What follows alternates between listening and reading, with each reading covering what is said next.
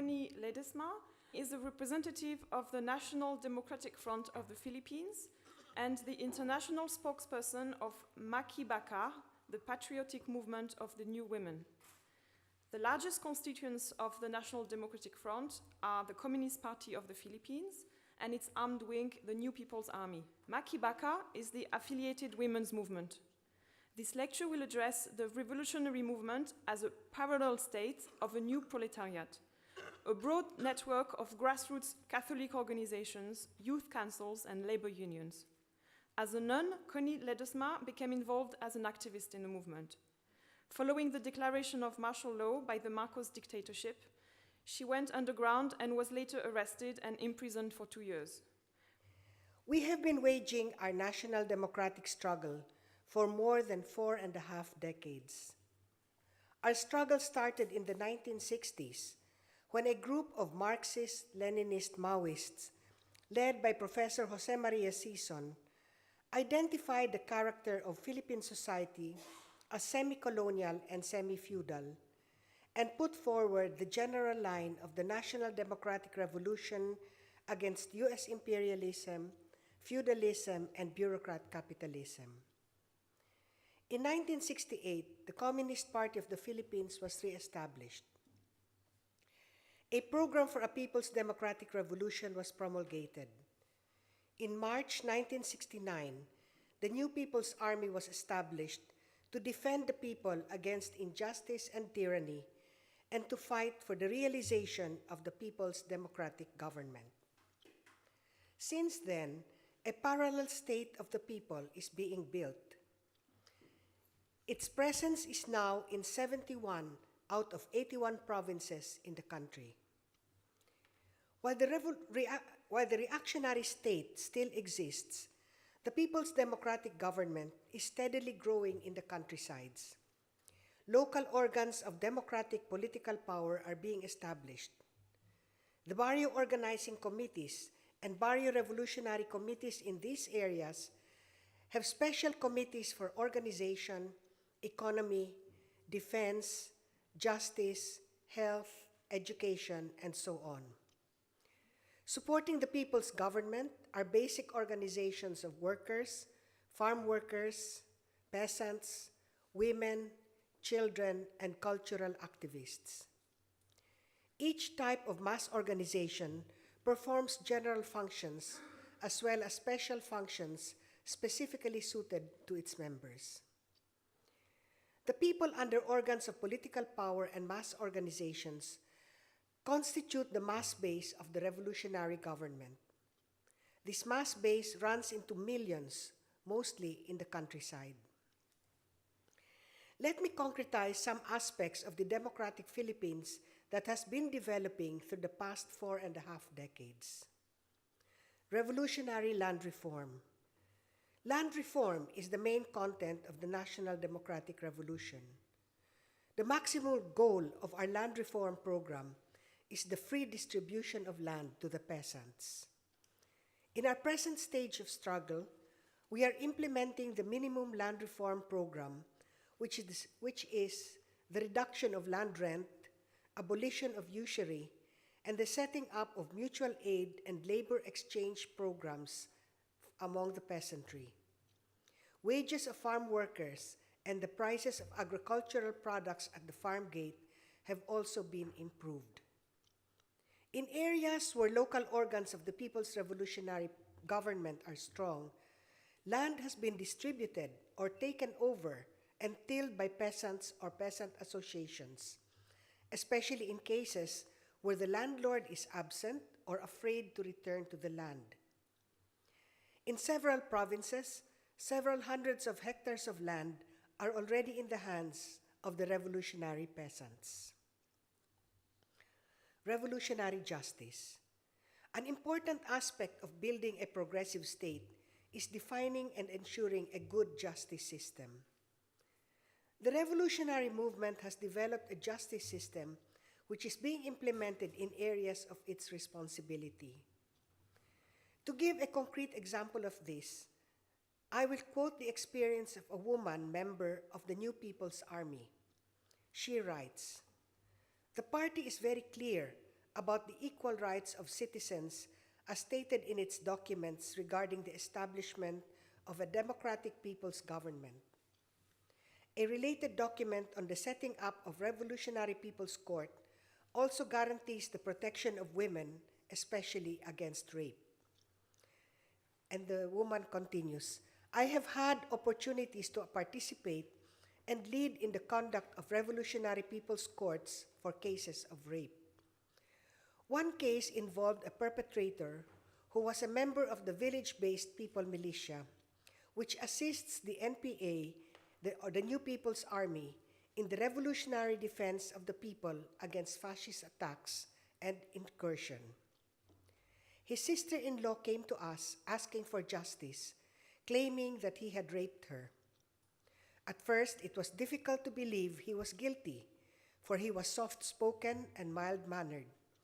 He was also of good standing in the militia. The man's wife also defended her husband from the charges. The party organization in the area organized a jury composed of respected residents of the area and a representative of the local party. I sat as a member of the jury representing the local New People's Army platoon. The case became a thorn that severely divided the masses in the barrio. It became a bitter fight between the victim's relatives on one hand and others who doubted the victim's claim. In the course of the trial, however, several other women came forward claiming to have been either raped or sexually harassed by the same man. In the end, the evidence proved too strong. The man's guilt was beyond reasonable doubt. Education. Education, especially in the far-flung barrios in the countryside, has never been a primary concern in the Philippine reactionary government. There are no schools here. Where there are schools, they lack classrooms, textbooks, desks, and other facilities. This is especially true in areas of indigenous communities. The lack of basic education exacerbates the conditions of poverty, landlessness, and displacement. Children, if they are able to go to school, often have to stop studying because they need to help their parents in the agricultural work. The revolutionary movement has assumed the responsibility to provide education in areas under their control or influence. Literacy and numeracy classes are given to adults, followed by mass courses on their socio-economic, political, and cultural conditions based on concrete social investigation of their situation in the locality. Classes are held once or twice a week. Primary schools have also been set up in some provinces. A few secondary schools have also been opened. These schools operate on the principle that community development must start from securing the economy and livelihood of the people. Since most peasant and indigenous communities are dependent on agriculture, students are taught scientific ways in farming and animal husbandry. The students are trained for community service. They are also trained to be community organizers. As part of their training, before classes start, the students work in the fields, so theirs is an integrated program of production and education. When students reach a certain level, they also become instructors themselves, passing on their knowledge to younger students. This develops their sense of responsibility. The biggest problem faced by the schools is the ongoing militarization in the countrysides. The military often occupy their classrooms or harass the residents of an area, disrupting their schooling. This can sometimes go on for months, but as soon as the military leave, classes resume. Healthcare. The Philippine government is also negligent in providing healthcare for people who cannot afford to pay for their medical needs. The revolutionary movement has taken on this responsibility in their areas. Doctors and other health personnel conduct missions regularly. The residents in the barrios are trained in hygiene, primary health care, and preventive medicine, as well as in the use of Western medicine, acupuncture, and herbal cures. Simple medical procedures are taught, like performing appendectomies, helping in childbirth, simple dental procedures. Natural disasters, relief and rehabilitation work. From its beginning, the revolutionary forces have always been the first responders in relief and rehabilitation work in all kinds of natural calamities and disasters, such as floods, earthquakes, typhoons, landslides, and mud flows in their area. Volunteers led by youth and student activists in the cities respond quickly to undertake disaster relief work in affected areas, especially in the countryside, and the youth gain awareness of the dire and impoverished conditions of the people there, as well as of the need for revolutionary change. Global warming has also generated unprecedentedly stronger typhoons and have brought massive death, destruction, and loss of crops. Among the three strongest typhoons to hit the Philippines in the past years have been Dudouet, Pablo, and Haiyan. Revolutionary forces in the area where these typhoons hit were the first ones to do relief work. Through the experiences in relief and rehabilitation work in these areas, the work has been systematized and efficiently carried out. Relief and rehabilitation are comprehensive. That is, when the teams go to the disaster area, they do relief work, psychosocial work, and organizing. These are the three components of relief work. Relief work. Relief workers go to the remotest area where other relief teams do not go. They bring with them 5 kilos of rice for each family, sardines and dried fish, soap, water, and clothing, even sometimes sanitary napkins for the women and diapers for the babies. Medical missions are also organized. Volunteer doctors, nurses, health personnel bring medicines, vitamins, cough medicines, and antibiotics. When needed, minor surgeries are also performed. Psychosocial. After the first needs of food, clothing, and shelter are taken care of, then the psychosocial part of relief work takes place.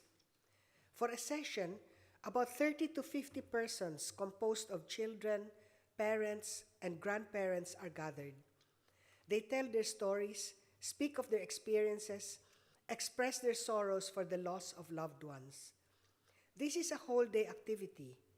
For many of them, it is a great relief just to share their stories and to listen to the stories of others who underwent the same trauma they did.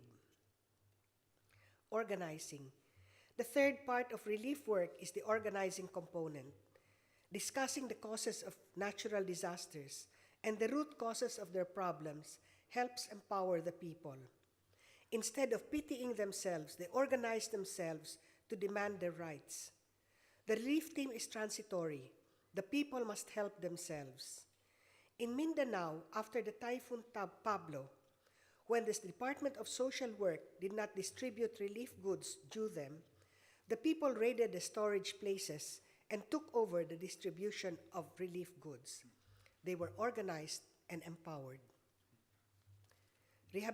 Rehabilitation. The next phase is the rehabilitation work.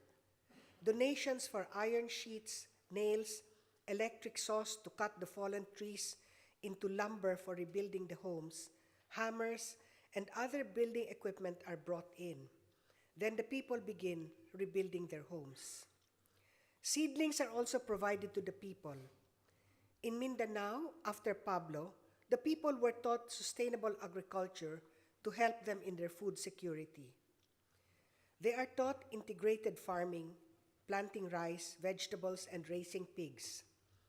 They are also taught to produce and use organic fertilizers.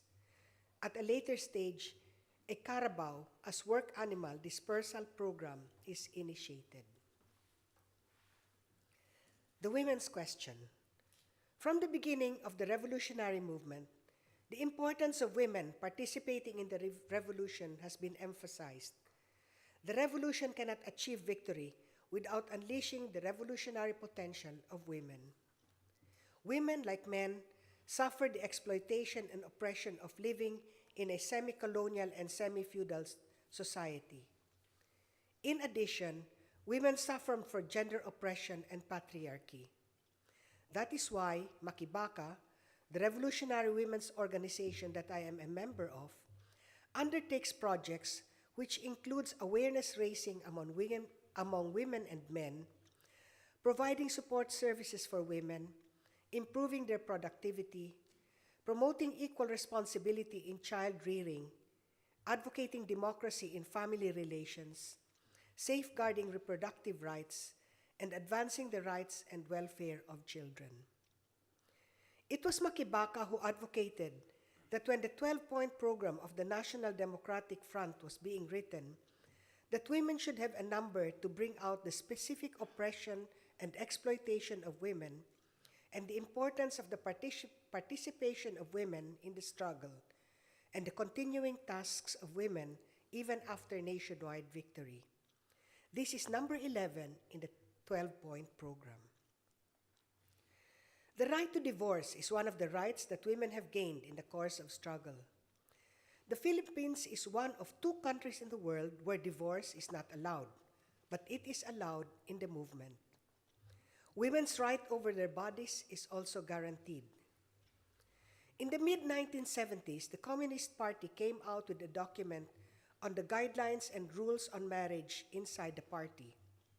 In 1998, this document was improved. Among the provisions in the improved document is removing the period of 6 months to 1 year before a divorce can be effective.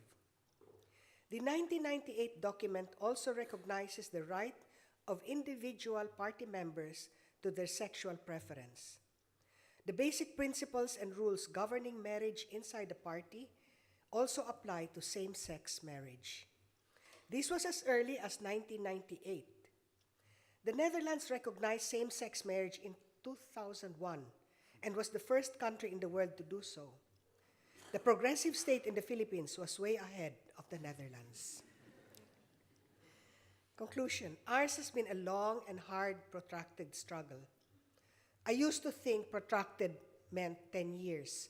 Now I realize it means decades and decades of struggle. We have lost comrades, women and men, who were daring, full of initiative, fearless. Through the years, a parallel state has developed next to the oppressive and exploitative one. This state is democratic and free. What once was just a dream is becoming more and more of a reality. The years of hard struggle are bearing fruit. We see it all over the country. There is life, there is growth. The new Philippines has been born and is growing. I have many questions, of course, but I'll try to make it short. Okay. And in such a fascinating model where basically there is a parallel parasitical form of state that runs in parallel to the recognized state of the Philippines, how easy it is to exist and how difficult it is, especially when it comes to such progressive and avant-gardist decisions like divorce or same-sex marriage and so on. You refer also to the concept of proletariat, no? Still, I also wonder, because if, let's say, a nationalistic discourse is the one that is the overarching framework, what are then the different, let's say, discourses that are able to get people together in terms of different kind of workers, different kind of constituencies that make the Philippine society? Thinking about the amazing amount of domestic workers that are outside of the Philippines in the southeast of Asia, and not only, how is the movement working in relation to all the Philippines that are outside of the territory, and maybe to prevent a certain exploitation or maybe to raise the awareness? We face the reality of intense militarization. People are being killed, and since more than a decade ago, it used to be that the Philippine military would target, people in the countryside and all, but lately they have been targeting unarmed civilians, people who are fighting for their rights, their legal rights. They have been killing in the thousands. Labor leaders, agricultural leaders, people are being disappeared. And yet it is in this condition of extreme militarization that this continues to happen. It's the will of the people to build this. So against all odds, and like little by little, the space is expanding to allow more and more room, more and more things to happen, fighting the militarization. That's why it's very important also to have the New People's Army, because they protect the gains of the people. They protect the gains of land reform. They protect the schools. So, and then let me just add that there is the current president is Benigno Aquino, and he is in the normal media and the other states, not the progressive states, look at him as a man of democratic man, uncorrupt, and so very much the opposite. And so many human rights violations are taking place under his reign. There is, as I mentioned earlier, there's a 12-point program of the National Democratic Front. And we are now 17, going into 18 organizations, the 18th being from migrant workers. They have just applied to join an organization. The organizations are clandestine in the sense that they're not open, because if the government knows that you are a member of the Revolutionary Trade Union, you're out to, it's a death sentence for you. So these are clandestine organizations. What binds us together is the 12-point program. It is that we accept this 12-point program and implement it in the different sectors. And we have been very concerned with the situation of migration in the Philippines. And this is because of the exploitative and oppressive system in the Philippines. There are no jobs, and the only way that they can find some decent living for their families back in the Philippines is to go abroad and to work. And there's really a drain of migration, of Filipinos leaving every day from the country to look for work abroad. Many of them there's a regular inflow again of people in coffins. They are killed, they have to commit suicide, or they commit suicide because they're in danger of rape, or they have been raped. They are abused by their employers. There is even the term of feminization of migration, because so many women have had to leave the country and leave their husbands behind and their children, and to send money back to the Philippines. This has also broken up the social fiber of society. But outside, they are getting also organized. There are many militant organizations, and they have recently formulated what they want, how they want to build their lives here, how they want to be part of the National Democratic Front, and they have applied for membership, and I think that is soon going to be approved already. So I don't know if that answers your questions.